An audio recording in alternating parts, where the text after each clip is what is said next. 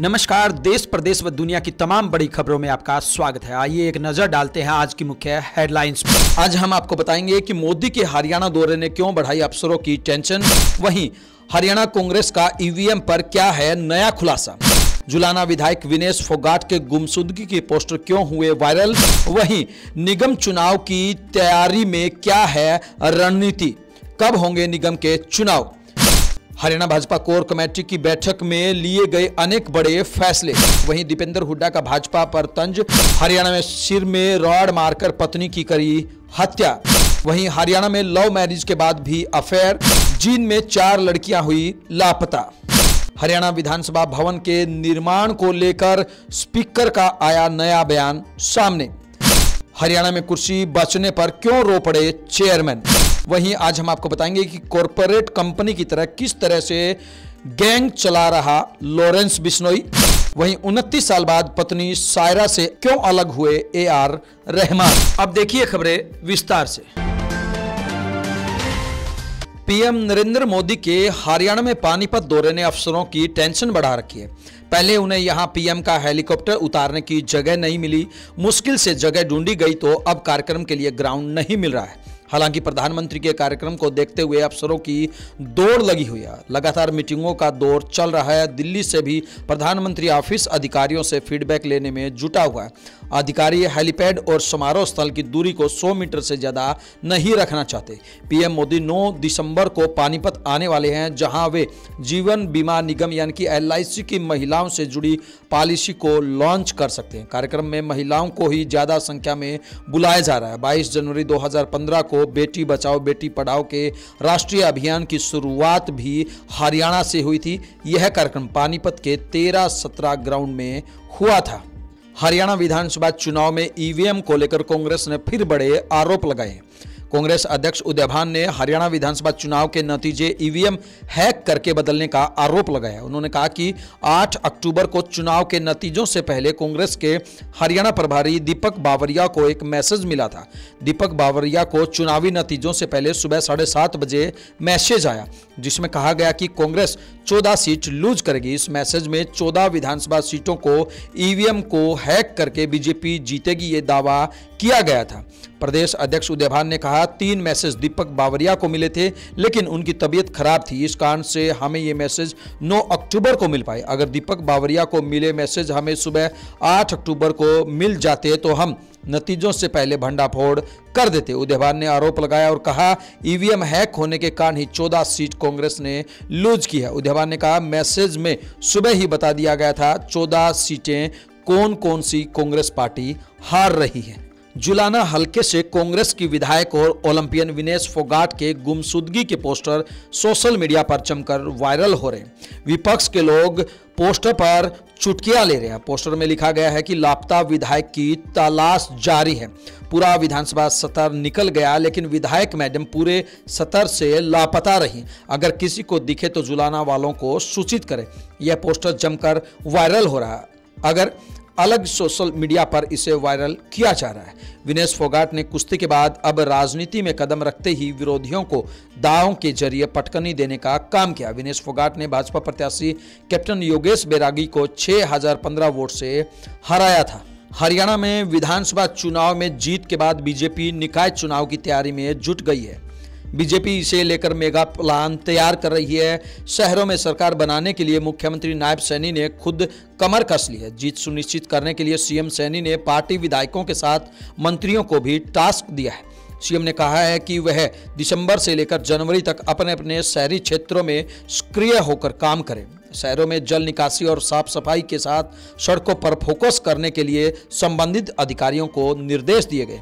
एक दिन पहले पंचकुला में हुई संगठन की मीटिंग में निकाय चुनाव को लेकर सभी कार्यकर्ताओं और पदाधिकारियों को ग्राउंड वर्क पर काम शुरू करने को कहा गया है। ऐसे में चर्चा है कि नए साल की शुरुआत यानी जनवरी में निकाय चुनाव हो सकते हैं। बीजेपी की आगामी रणनीति को लेकर हरियाणा भाजपा की कोर कमेटी की बैठक का दूसरा दिन भाजपा मुख्यालय पंचकमल में समाप्त हो गया। कोर कमेटी की बैठक में केंद्रीय मंत्री मनोहर खट्टर के साथ मुख्यमंत्री नायब सैनी भी पहुंचे। इस बैठक में वरिष्ठ नेताओं ने नगर निगम चुनावों को लेकर मंथन किया। बीजेपी कोर कमेटी की बैठक के बाद केंद्रीय मंत्री मनोहर खट्टर ने बताया, हरियाणा में तीसरी बार भाजपा सरकार बनने के बाद सभी नेताओं के साथ विचार विमर्श किया गया है। उन्होंने कहा कि पार्टी की वर्किंग को लेकर सभी से सुझाव लिए गए हैं। बीजेपी के मेंबरशिप मुहिम को लेकर भी बातचीत की गई और नगर निगम निकाय चुनाव को लेकर भी चर्चा की गई। पार्टी ने संकल्प पत्र में जो वायदे किए थे वह पूरे किए जा रहे हैं। महाराष्ट्र और झारखंड के चुनाव पर बोलते हुए कहा कि हरियाणा में जीत के कारण कार्यकर्ताओं में उत्साह बढ़ा है और निश्चित रूप से झारखंड और महाराष्ट्र में भाजपा की सरकार बनेगी।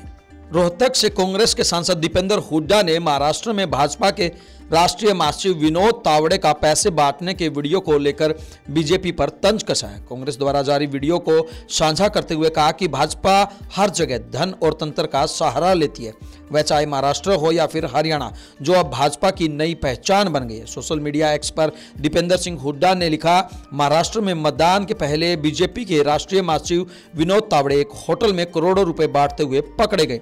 हरियाणा हो या महाराष्ट्र, चुनाव के समय लोग तंत्र को धन और तंत्र के सहारे खरीदने की कोशिश बीजेपी की नई पहचान है। बीजेपी का नया नारा, नोट बांटेंगे तो जीतेंगे, शाम दाम दंड भेद, इनके प्रयोग से हुए अभेद।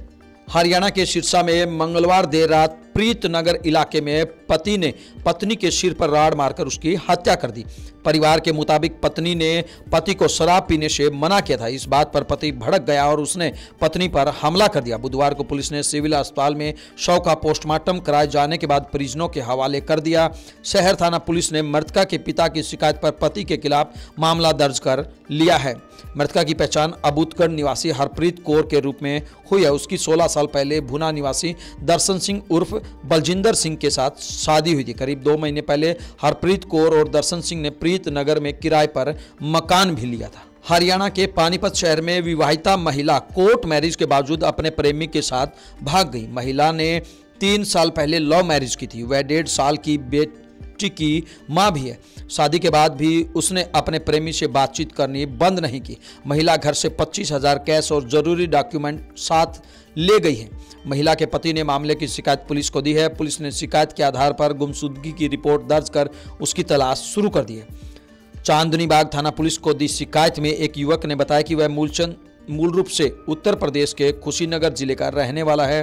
पिछले करीब 20 सालों से परिवार सहित पानीपत के सेक्टर 24 में किराए के मकान में रह रहा। 16 नवंबर को जब वह घर पर खाना खाने के लिए आया तो पत्नी घर पर नहीं मिली।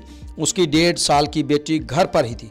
शक होने पर उसने घर पर रखा सामान चेक किया तो वहां से 25,000 कैश और अन्य दस्तावेज गायब मिले। आइए बात करते हैं जींद की, जहां अलग अलग मामलों में 4 लड़कियां घर से गायब हो गई। जींद जिले में नरवाना, सफीद और अलेवा क्षेत्र से 4 लड़कियां गायब हो गई। एक लड़की जाते समय घर से नकदी और गहने भी ले गई। वहीं सफीदों से 2 बहनें एक साथ बिना बताए निकल गई। पुलिस ने मामला दर्ज कर जांच शुरू कर दी है। पुलिस को दी शिकायत में अलेवा क्षेत्र निवासी एक व्यक्ति ने बताया कि उसकी 19 वर्षीय बेटी 18 नवंबर को घर से निकली थी। उसका कहीं कुछ पता नहीं चला। जाते समय उसकी बेटी घर से 46,000 रुपये कैश, सोने की 2 अंगूठी, सोने के 2 ओम, कानों की 2 बाली, चांदी की पाजेब साथ ले गई है। वहीं दूसरी तरफ नरवाना शहर थाना पुलिस को दी शिकायत में सीआईए स्टाफ गली निवासी एक युवक ने बताया कि 18 नवंबर को उसकी बहन घर से किसी को बताए बिना चली गई। शाम तक भी उसकी बहन वापस नहीं आई तो उन्होंने तलाश शुरू की, लेकिन कुछ पता नहीं चला। वहीं सफीदो शहर थाना पुलिस को दी शिकायत में एक व्यक्ति ने बताया कि 18 नवंबर को सुबह 10 बजे करीब उसकी 2 बेटियां घर से कुछ काम के लिए निकली थी। इसके बाद वह वापस नहीं लौटी। उन्होंने रिश्तेदारियों, जान पहचान की जगह पर संपर्क किया, लेकिन उनका कहीं कुछ पता नहीं चला है। हरियाणा की चंडीगढ़ में नई विधानसभा बनने को लेकर चल रहे विवाद के बीच स्पीकर हरविंदर कल्याण ने बड़ा बयान दिया है। उन्होंने कहा कि नई विधानसभा भवन बनाने की जो प्रक्रिया ऑलरेडी चली हुई है, जमीन को लेकर उस प्रक्रिया को और आगे बढ़ाया जाएगा ताकि इसी कार्यकाल में विधानसभा बनाई जा सके। सरकार भी इस काम में तेजी से कार्य कर रही है। हरविंदर कल्याण ने बयान विधानसभा सत्र के संपन्न होने के 1 दिन बाद बुलाई गई प्रेस कॉन्फ्रेंस में दिया है। उन्होंने ये भी कहा कि विधानसभा भवन में लाइब्रेरी के अंदर एक ऐसा सेल बनाएंगे ताकि किसी भी सदस्य को विधायी कार्यों में कोई जानकारी चाहिए तो उन्हें सही तरीके से मिल सके और उसकी मदद ले सके। आइए बात करते हैं कुर्सी बचने के बावजूद भी क्यों रो पड़े चेयरमैन। हरियाणा के सिरसा जिले की नाथुश्री चोपटा पंचायत समिति के चेयरमैन के खिलाफ लाया गया अविश्वास प्रस्ताव गिर गया। इसके साथ ही चेयरमैन सूरजभान बुमरा की कुर्सी बच गई। कुर्सी बचने पर सूरजभान रो पड़े। सूरजभान ने विधानसभा चुनाव के दौरान भाजपा को छोड़ इनेलो का दामन थामा था, तभी से उनकी कुर्सी छीनने के प्रयास चल रहे थे। चेयरमैन की कुर्सी बचने से भाजपा को झटका लगा है। बुधवार को Nathushri Chopta block development panchayat office यानी कि बीडीपीओ कार्यालय में एडीसी लक्षित सरीन और बीडीपीओ सार्थक श्रीवास्तव की अध्यक्षता में पंचायत समिति सदस्यों की बैठक हुई। बैठक में समिति के 30 सदस्यों में से 22 सदस्य शामिल हुए। इनमें से 13 सदस्यों ने सूरजभान के पक्ष में और 9 सदस्य विपक्ष में रहे। अविश्वास प्रस्ताव में जीत के बाद चेयरमैन सूरजभान रो पड़े। आइए आज आपको बताते हैं लॉरेंस बिश्नोई किस प्रकार से गुर्गों को अपने गैंग में शामिल करता था। इंटरव्यू से गैंगस्टर की भर्ती, सैलरी, इंसेंटिव और पकड़े जाने पर फैमिली को पेंशन सहित क्या कुछ उसकी योजनाएं हैं। लॉरेंस की गैंग नए गुर्गों की तलाश में रहती है। एक टीम ऐसे लड़कों की प्रोफाइल शॉर्ट लिस्ट करती है जो सोशल मीडिया पर हथियारों के साथ फोटो डालते हैं। शॉर्ट लिस्ट करने के बाद उनका बैकग्राउंड वेरीफाई कर कांटेक्ट किया जाता है, फिर हायरिंग की प्रोसेस शुरू होती है। यूपी पुलिस के एक अधिकारी बताते हैं कि लॉरेंस गैंग में भर्ती और काज का तरीका बिल्कुल किसी कॉर्पोरेट हाउस की तरह है। उन्होंने बताया कि लॉरेंस बिश्नोई 2014 से देश की अलग अलग जेलों में बंद है, लेकिन जेल से ही नेटवर्क चला रहा है। एनसीपी नेता बाबा सिद्दीकी के मर्डर केस में मुख्य आरोपी शिव कुमार गौतम ने भी ऐसे खुलासे किए हैं। उनसे पूछताछ में बताया कि लॉरेंस गैंग में वो मर्जी से नहीं गया, बल्कि सोशल मीडिया के जरिए गैंग मेंबर्स ने ही उसे तलाशा था। यूपी एसटीएफ से जुड़े एक सोर्स ने भी बताया कि जेल में ही लॉरेंस का हेडक्वार्टर है, वहीं से पूरा गैंग ऑपरेट होता है। गैंग मेंबर्स को सैलरी और इंसेंटिव तो मिलता ही है, पकड़े जाने या मारे जाने पर फैमिली को पेंशन भी दी जाती है। लॉरेंस गैंग कैसे चलता है, गुर्गों की भर्तियां कैसी होती है और क्या है गैंग के नियम, ये हमने आपको थोड़ा सा बताने की कोशिश की है। हालांकि आगे एपिसोड में हम आपको बताएंगे कि क्या कुछ पूरी प्रक्रिया रहती है। वहीं आइए बात करते हैं AR रहमान की। 29 साल बाद पत्नी सायरा से AR रहमान का तलाक हो गया। ऑस्कर अवार्ड विजेता संगीतकार AR रहमान और उनकी पत्नी सायरा बानू शादी के करीब 30 साल बाद अलग हो रहे हैं। सायरा की वकील वंदना शाह ने ऑफिशियल स्टेटमेंट जारी कर कपल के तलाक की अनाउंसमेंट की है और प्राइवेसी की मांग भी की है। इसके कुछ समय बाद AR रहमान ने भी सोशल मीडिया पर इमोशनल नोट शेयर कर इसे कंफर्म कर दिया है। कहीं ना कहीं दोनों के इस तलाक से उनके फैंस में काफ़ी मायूसी देखने को मिल रही है। हालांकि अब वजह क्या रही है अभी तक इसका खुलासा नहीं हो पाया है।